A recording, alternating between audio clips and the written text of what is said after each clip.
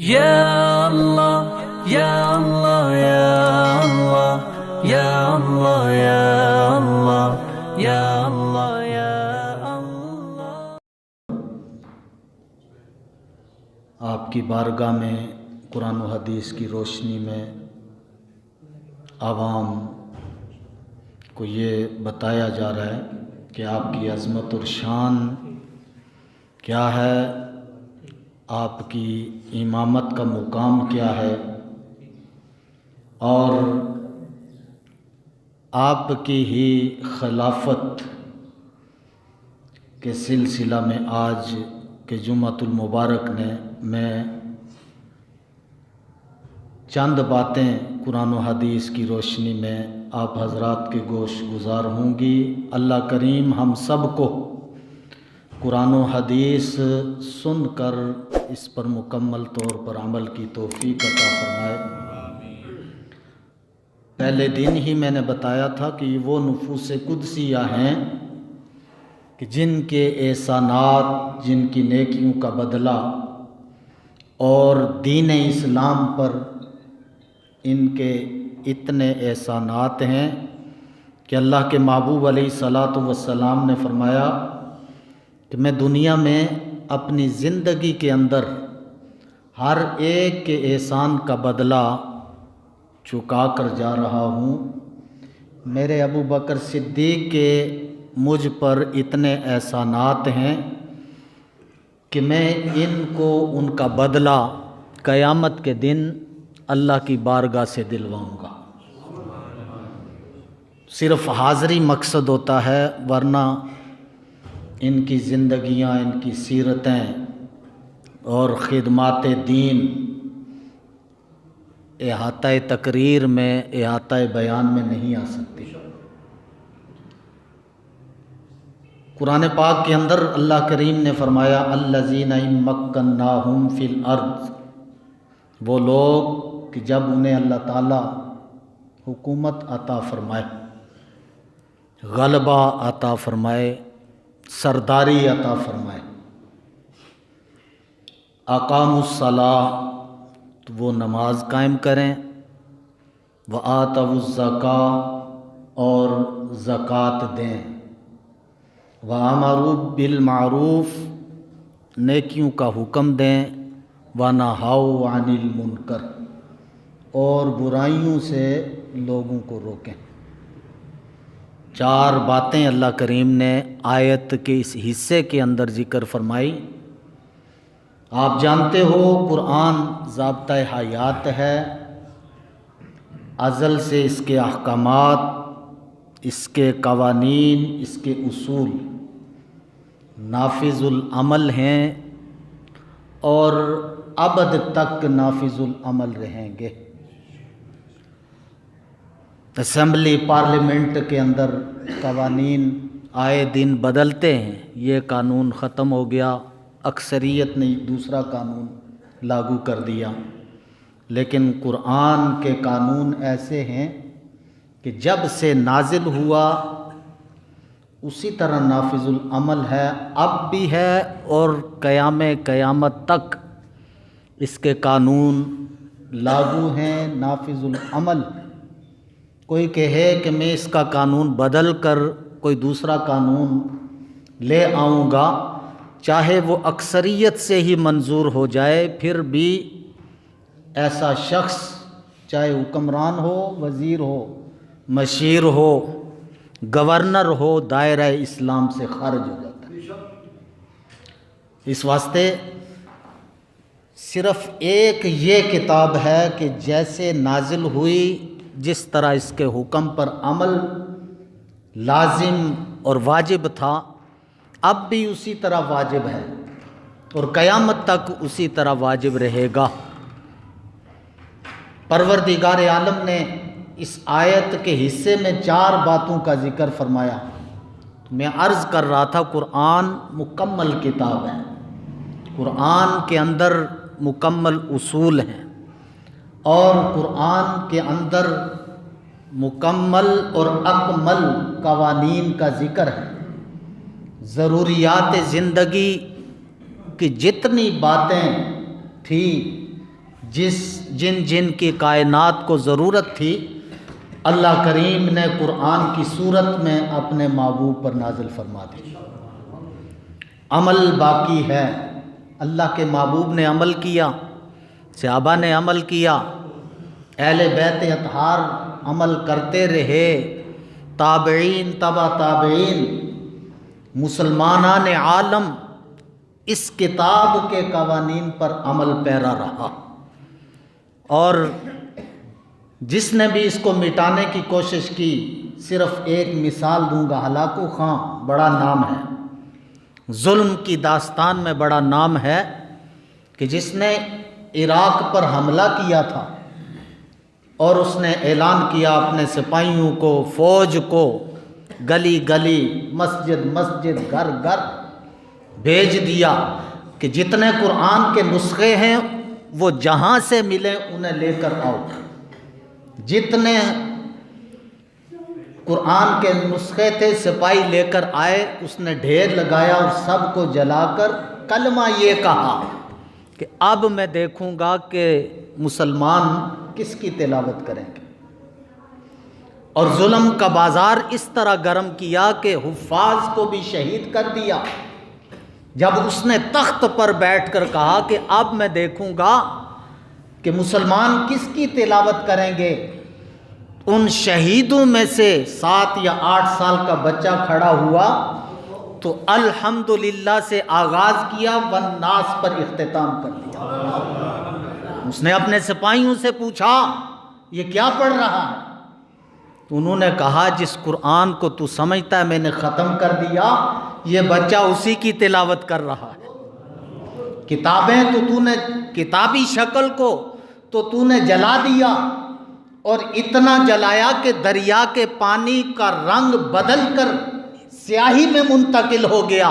لیکن اس بچے کے سینے سے قرآن کیسے نکلے گا؟ ایسی اکمل کتاب ہے کہ جس طرح ازل میں سلامت تھی اب بھی اسی طرح ہے، قیامت تک اسی طرح رہے، کوئی اسے بدلے گا نہیں۔ عرب کو چیلنج ہوا کہ پورا قرآن چھوڑو، کوئی ایک چھوٹی سی سورت آیت اس کے مقابلے میں بنا کر دکھاؤ، تو سارا عرب بڑے بڑے فصاحت اور بلاغت کے پہاڑ سر جوڑ کر جمع ہو گئے، لیکن ایک چھوٹی سی سورت بھی نہ بنا سکے۔ اس کے چیلنج کو کوئی قبول نہیں کر سکا، تو پھر قیامت تک اس کے قوانین اسی طرح ہوں گے جس طرح نافذ ہوتے ہوئے۔ اللہ کریم نے اس آیت کے حصے میں 4 باتوں کا ذکر کیا ان لوگوں کے لیے۔ تو جب قرآن مکمل کتاب ہے، اکمل نظام ہے، تو پھر اس کے اندر جتنی باتیں ہیں وہ اللہ کی طرف سے ہیں، اللہ کے محبوب کی طرف سے ہیں،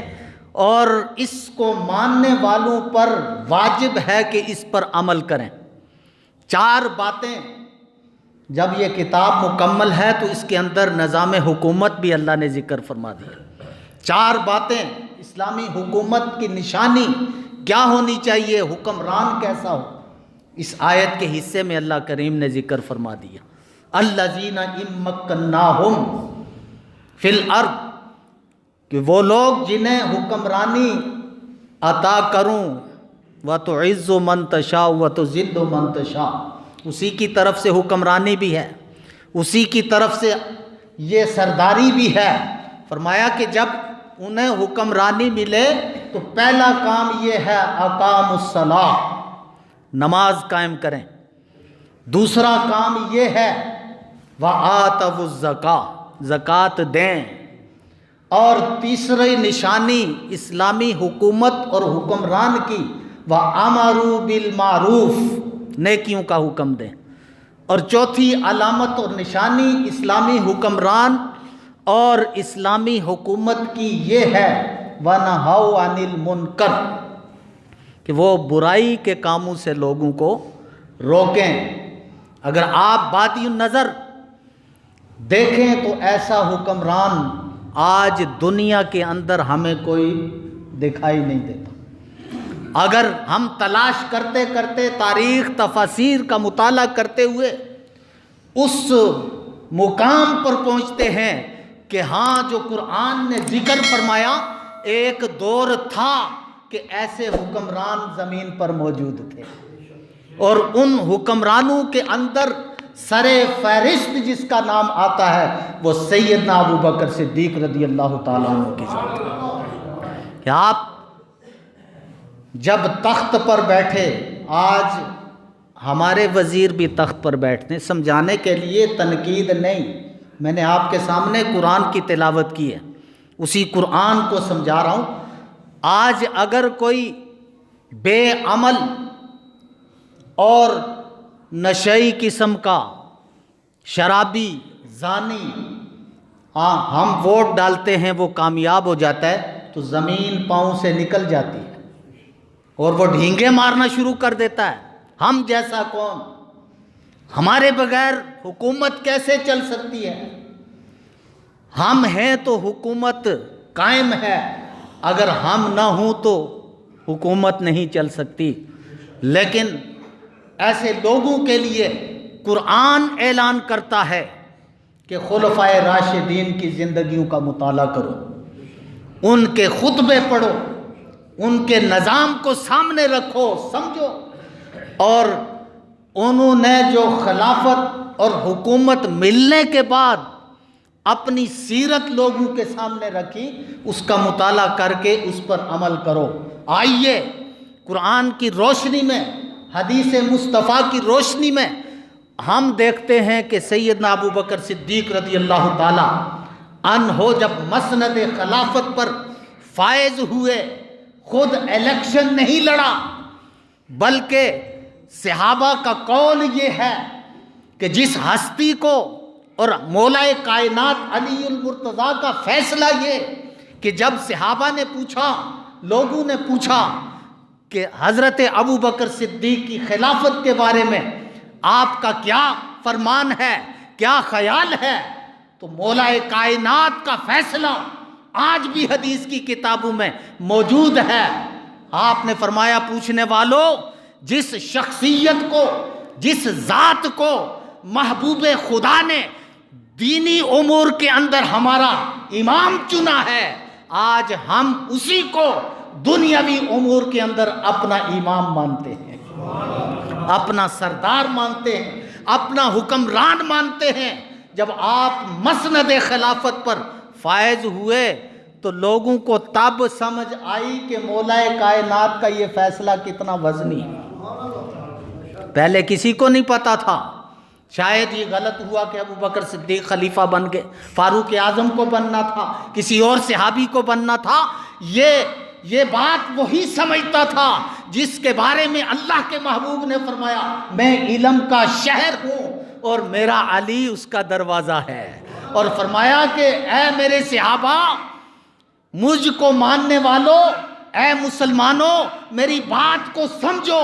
جو مجھے ملنے کے لیے آئے مجھ سے ایک مرتبہ ملے گا، میرے علی سے 2 مرتبہ ملاقات کرے گا۔ اس واسطے کہ اس شہر تک دروازے سے گزر کر آنا پڑے گا، جب ملاقات ہوگی تو یہ ایک ملاقات ہوگی، آتے ہوئے بھی دروازے سے ملاقات ہوئی، جاتے ہوئے بھی ملاقات ہوئی، تو مولا کائنات سے 2 مرتبہ ملاقات، یہ حضرت علی کی شان ہے۔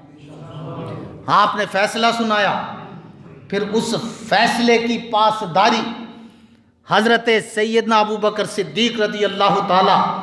عنہ نے اس شان سے کی کہ آج بھی احادیث کی کتابوں کے اندر وہ الفاظ، وہ جملے، وہ خطبہ، 2 لفظی خطبہ تھا۔ یہ لمبی چوڑی تقریریں نہیں ہوتی تھی خلفائے راشدین کی، قرآن تھا یا حدیث مصطفیٰ، بس 2 لفظ ہوتے تھے، سارے صحابہ مل کر لبیک کہتے تھے اور اس پر عمل شروع ہو جاتا تھا۔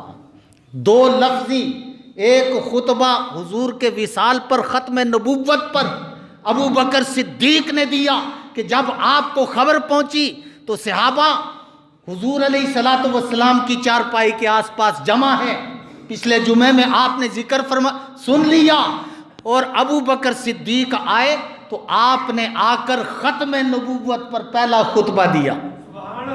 وہ ختم نبوت کا خطبہ کیا تھا؟ اگر آج بھی حکمرانوں کی سمجھ میں وہ جملے اتر جائیں تو کسی کی جرت نہیں کہ ختم نبوت